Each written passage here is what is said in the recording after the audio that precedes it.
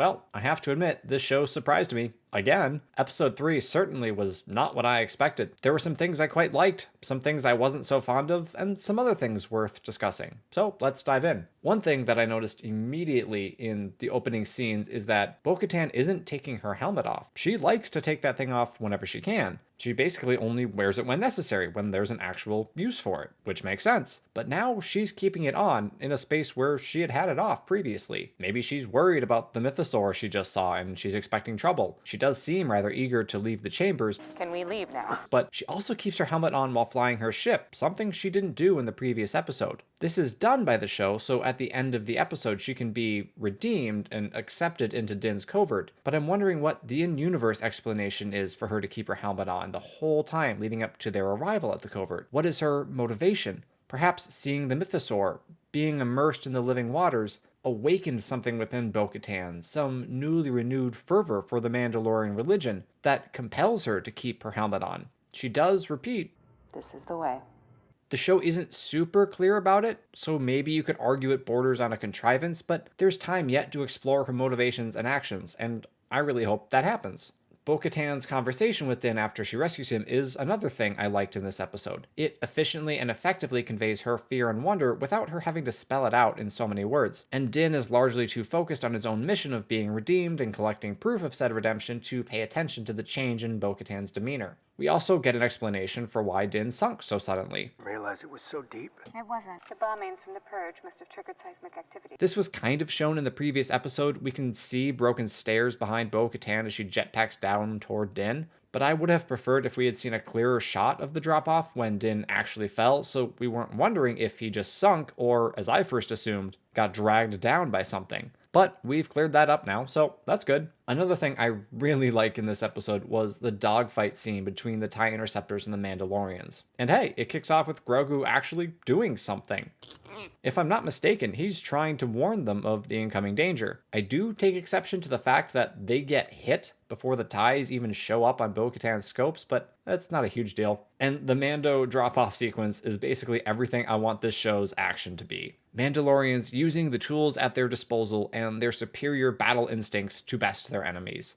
I love that Din doesn't land directly in his cockpit. That would just be a bit too easy. And I love that one of the interceptors was smart enough to actually notice him and try to stop him from taking off. There is this weird visual discrepancy where as the TIE approaches, it looks really close from Din's point of view, and then when it cuts to the interceptor pilot's point of view, it looks much further away. But again, it really doesn't take away from the scene much. We don't see a ton of in-atmosphere ship-to-ship combat in Star Wars, so Din's stall maneuver was a great visual and a pretty unique move. It shows the inventiveness and skill of Din, and that's what I'm here for. Also, this scene is freaking beautiful. The landscape of Kalevala, the green grass broken up by rocky cliffs and the surrounding waters is a visual treat, and I love seeing the ships racing around them.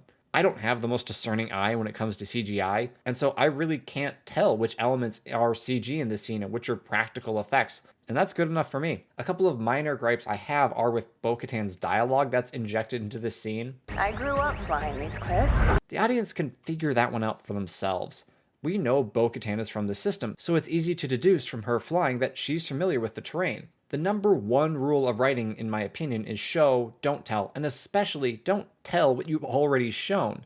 This rule is violated again when the bombers show up. Those mudscuffers bombed my home. Again, we know this. We just witnessed it. The only reaction we need from Bo-Katan was this.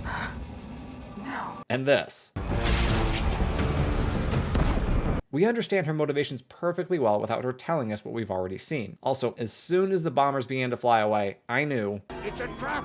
Thankfully, the show here does not feel the need to have Bo-Katan tell us what she's thinking. It's quite clear that she's out for revenge and willing to ignore the danger to get it. She's acting emotionally and irrationally, and it takes Din to snap her out of it. There's no need for him to say, let it go, or revenge isn't worth it. The subtext is there, and wisely isn't stated outright by the characters. This is about survival right here, right now. Overall, this was one of my favorite action scenes from the whole show. It displayed the skill of the Mandalorians, it had them coordinate to take out the Imperials, and it had some amazing visuals. Holy pacing switch, Batman! Let's sum up the events of the next 37 minutes real quick. We're introduced to Dr. Pershing, who is now allowed to do menial jobs for the New Republic and is being trotted out by said government to talk about his research so the galactic elite who can't be bothered to keep up with the change of government can marvel at him. Dr. Pershing meets a bunch of other former Imperials, including this chick we've met before, who are given numbers instead of names because reasons. He says he likes Imperial biscuits. He finds said biscuits outside his door that night. He eats space-age popsicles with Elia Kane, gets in trouble for trying to touch a rock, and she convinces him to continue his research despite the fact that it's forbidden, which is told to him by the social worker droid. He says, screw that, I want to continue my strictly banned research anyway, can you help me? And Elia tells him, sure, we can get your lab equipment, but we'll have to go outside our permitted boundaries, and he decides that is too risky. But then at work the next morning, he finds out the New Republic is disposing of perfectly good Imperial technology purely because it's Imperial, because that's how governments work. And so he decides, nah, screw it, let's go get that stuff. So he and Elia spend about a year getting to the shipyard on this urban, densely populated planet where they store the ships they're going to destroy anyway, because it's not like there's a planet specifically for such a purpose that we've seen before. They find all the stuff he needs for his mobile lab, but It's a trap! and he gets taken into custody because she totally entrapped him. They bring him back for some light brainwashing and then leave Elia in the room with him with full access to the controls on this machine that has a direct link into his mind. Okay, where to begin with this section, which composes the vast majority of the episode? Well, for one thing, it takes way too long. The conversations are clunky and altogether too lengthy. They do a decent-ish job of establishing the characters and the setting without too much exposition, but the dialogue as a whole doesn't feel very natural. If I want something dry, I'll just listen to your joke. These 37 minutes should have been broken up and spread over several episodes, not chucked at us all at once. It was a jarring and unwelcome switch that took me out of Din and Bo-Katan's story, which was finally ramping up and gaining momentum. Then there are some inconsistencies in the writing. In one scene, Pershing is complaining about the Imperial tech that's marked for destruction because he thinks it can still be used for good. It's all still perfectly good. It's Imperial technology. It can still be put to good use. And then 5 minutes later, he's on the opposite side of the argument when talking about the same issue with Kane. Ships all have mobile lab stations, right? They do, but they're Imperial.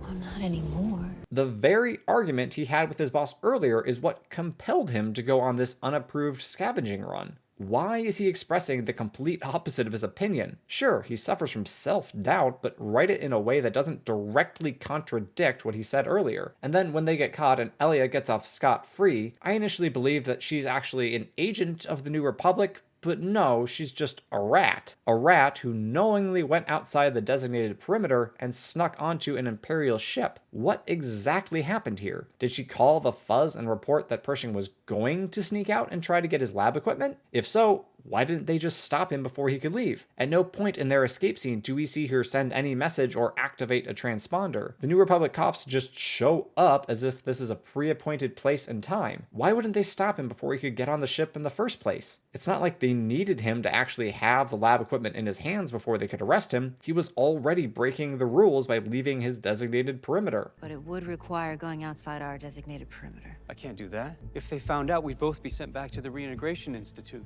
Getting caught being outside said perimeter was what scared him, not doing research that's explicitly forbidden. And she's outside the perimeter too. Does she not get in trouble for that because she told on someone else for doing the exact same thing? What kind of sense does that make? I get that the New Republic is being set up as this government that is somewhat rash and overly harsh toward anything Imperial, but the fact that they don't listen to his side of the story at all and just immediately believe everything she says, or doesn't say, because again, this show isn't clear about how exactly she ratted, is pretty absurd. Oh, and then we have this wonderful line. Ships are all inoperable. No need to guard them. This is giving me bad flashbacks. I don't see any shields. That's because no one would be stupid enough to attack them.